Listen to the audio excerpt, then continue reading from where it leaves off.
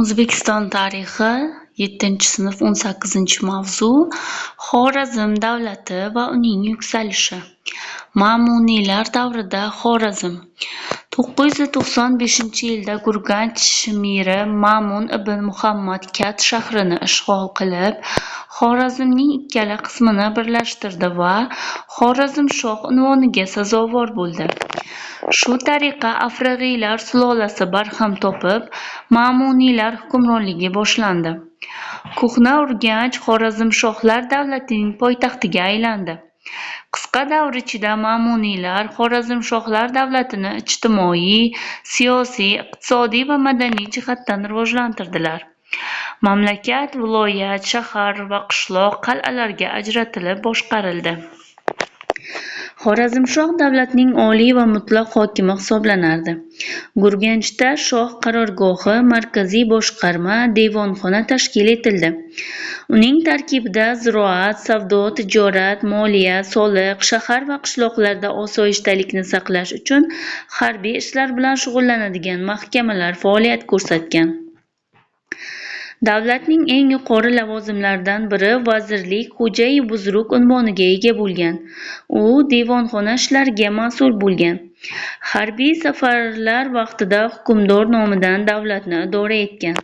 Mustaqillik uchun kurash 1017-yilda Mahmud G'aznaviy tomonidan zabt etilib, o'z mustaqilligidan mahrum bo'lgan Xorazm 1040-yilda Saljuqiylar davlatiga qaram bo'lib qoladi.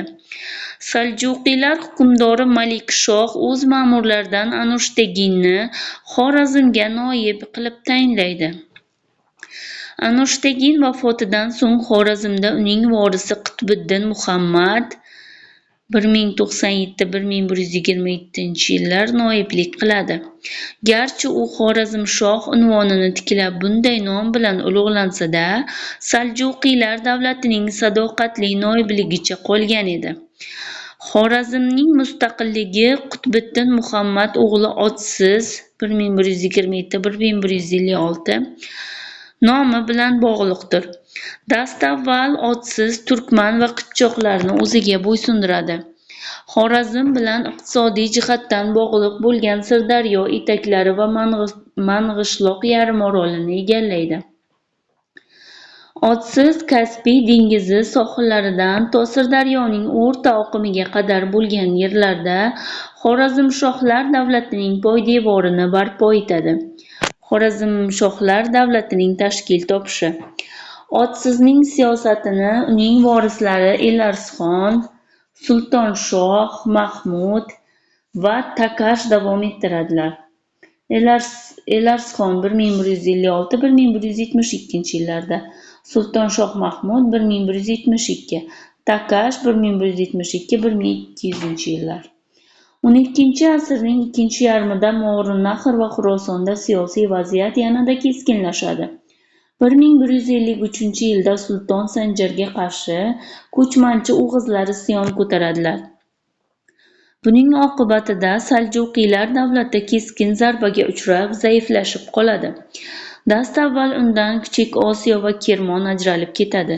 So'ngra Fors, Ozarbayjon va Xuroson viloyatlari mustaqil bo'lib oladi. Bunday siyosiy vaziyatda shubhasiz Xorazmning hukmronlik doirasi kengaytirilib, uning mustaqilligi yanada mustahkamlanadi. Xorazm davlati ayniqsa Otsizning nabirasi Takash davrida juda kengayadi. 1187-1193-yillarda u Nishopur, Ray va Marv shaharlarini zabt etadi. 1194-yilda esa Saljuqiylar sultoni To'g'rulga qaqshatqich zarba berib, Eronni Xorazmga bo'ysundiradi. Davlat hududining kengayishi. Takashdan so'ng uning o'g'li Alovuddin Muhammad 1200-1220-yillar Xorazm davlatini kengaytirish siyosatini davom ettiradi. 1206-yildan boshlab Movarounnahrni Qoraqitoylarning qaramligidan ozod etishga kirishildi. 1210-yilda Talos vodiysida Qoraqitoylar mag'lubiyatga uchraydi. Yettisuvgacha bo'lgan yerlar Xorazmshohlar davlati tasarrufiga o'tadi. 13-asr boshida Xorazm juda keng maydonni egallagan buyuk davlatga aylangan edi. Uning shimoliy-g'arbiy va g'arbiy chegarasi Orol va Kaspiy dengizi sohillaridan janubi-g'arbda Iroqqa qadar borar edi. Janubiy-sharqiy hududlari G'aznav viloyatidan, shimoliy-sharqiy chegarasi esa Yettisuv va Dashti qipchoqdan o'tar edi. Sharqdagi bu ulkan davlatning poytaxti Urganch shahri edi. Hukmdor Muhammad Xorazmshoh esa Iskandar Soniy deb ulug'langan. Uning saroyida 27 ta hukmdor va ularning vakillari doimo itoatda bo'lgan. Ichki ziddiyatlar. Mamlakat Qoraqitoylar zulmidan qutulgan bo'lsa-da, mehnatkash aholining ahvoli yengillashmadi. Aksincha, Xorazmshohlarning harbiy yurishlari, soliq siyosatidagi beboshlik, amir va ma'murlarning jabru zulmi mamlakat fuqarolarining moddiy ahvolini g'oyat og'irlashtirdi. Xalq xo'jaligi yanada zaiflashtirdi. Bu shubhasiz shahar va qishloq aholisining Xorazmshohga qarshi noroziligini oshirdi. Natijada 1210-yilda O'tror aholisi, 1212-yilda esa samarqandliklar qo'zg'alon ko'tardilar. Muhammad Xorazmshoh qo'zg'alonlarni shafqatsizlik bilan bostirdi. Viloyat hukmdorlarining isyonlari, xalqning ko'pgina tabaqalariga noroziligi, qo'shin va saroyda fitnalarning avj olishi davlatning beqarorlik holatini yaqqol ko'rsatar edi. Shuning uchun ham bu davlat ko'p yashamadi.